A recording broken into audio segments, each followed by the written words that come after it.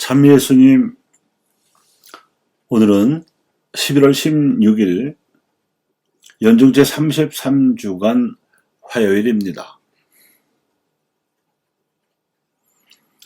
마카베오 시대에 뛰어난 율법학자였던 엘아자르는 헬레니즘 정권이 유다교를 금지하며 율법이 금하는 돼지 고기를 먹이려 하자 그런 더럽혀진 삶을 사는 것보다는 명예로운 죽음을 택하는 것이 낫다고 여겨서 자진해서 형틀로 나아갔습니다. 엘아자르의 명성과 그의 배교를 못 유다인 젊은이들에게 선보여서 유다교를 억제하려던 헬레니즘 정권의 시도는 엘아자르의 이런 결심 때문에 무위로 돌아왔습니다. 마카베오서의 저자는 이런 행동에 대해서 엘아자르가 율법을 숭고하고 거룩하게 여겼기 때문에 고결하고 훌륭한 죽음의 모범을 젊은이들에게 보여주고자 했다고 기록하고 있습니다.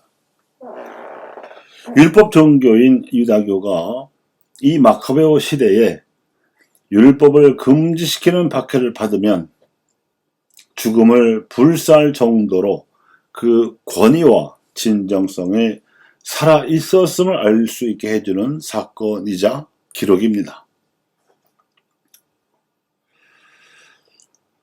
그런가 하면 예리코에 살던 부유한 세원장 자케오는 하느님 나라가 다가왔으니 회개하라고 선포하고 계신다는 예수님의 소문을 익히 들은 터에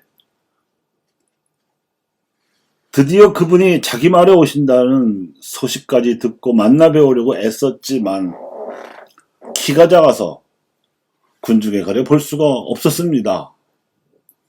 그래서 그는 마을 한 가운데에 있는 돌 무화과 나무로 올라갔고 드디어 예수님의 눈에 띌 수 있었습니다.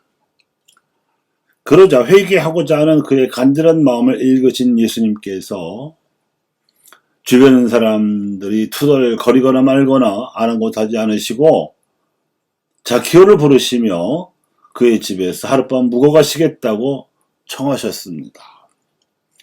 식사하는 것도 친구나 벗으로 받아들이겠다는 호의의 표시이지만 하룻밤을 묵어가겠다고 청하는 것은 그보다 훨씬 더한 우정과 환대의 표시입니다.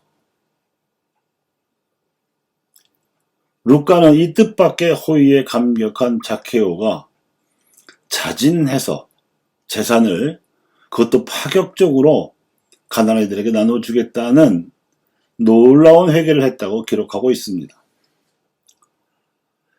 불의한 직업으로 돈을 많이 모은 부자라고 하더라도 하느님께 돌아오겠다는 사람에 대해서는 예수님께서 기꺼이 환영하셨다는 사실과 함께 당시의 대표적 부유층이었던 바리사이들과는 대조적으로 자케오가 파격적인 자선을 선언하는 회개는 매우 예외적이었던 것임도 알 수 있습니다.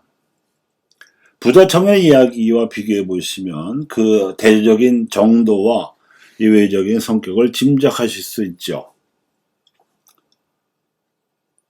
율법이라는 시대적 한계는 있다 하더라도 명예를 소중히 여겼던 엘아자르의 고결한 죽음과 이스라엘의 부자들 가운데 예외적이긴 하지만 매우 대조적인 모범을 보여준 자케오의 선심적 회개는 생존과 소유라는 인간 본성의 한계를 넘어섰다는 점에서 공통점이 있습니다. 이것이 오늘 미사에서 들려오는 하느님 말씀의 초점입니다. 사실 회개는 작은 죽음입니다. 결코 죽지 않을 것처럼 살던 사람들이 막상 죽음을 의식하게 되면 그 어느 것도, 예를 들면 권세는 물론이고 재산도 지식이나 명예까지도 죽음 앞에서는 아무것도 아님을 깨닫고 하느님 앞에 회개합니다. 죽음을 생각하면 가장 중요한 것만 남기 때문입니다. 그런데 인생에서 다행스럽게도 예수 그리스도를 알게 된 이들에게 가장 중요한 그것은 부활입니다. 더욱 다행스럽게도 가톨릭 교회의 성인 성녀들을 공경하게 된 이들에게 가장 중요한 것은 그들처럼 우리도 그 부활을 지금 여기서 살 수 있다는 희망입니다. 생명을 창조하신 하느님께서 그에 못지않게 고귀한 것을 함께 주셨으니 그것은 죽음입니다. 삶에 있어야 죽음도 있는 것이긴 하지만 그래서 많은 사람들이 죽음을 두려워하고 싫어하기까지 하지만 사람은 언젠가는 반드시 누구나 죽어야 하기 때문에 죽게 되면 하느님을 생각하게 됩니다.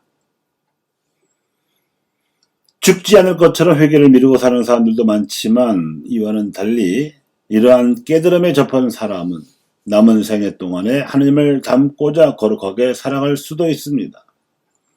이것이 삶을 거룩하게 만드는 죽음의 힘이요 죽음도 창조하신 하느님의 뜻입니다. 그래야 하느님을 닮고자 거룩하게 사는 사람은 죽어서 누릴 수 있는 천국을 갈망하는 것입니다. 더 나아가서 예수님을 따라서 이미 살아있는 동안에 이 천국을 사는 사람은 거룩함을 넘어서 이 거룩함을 나누어주는 사람입니다. 부활을 산다는 것, 우리가 부활을 믿는다고 고백하는 것은 바로 이런 삶입니다.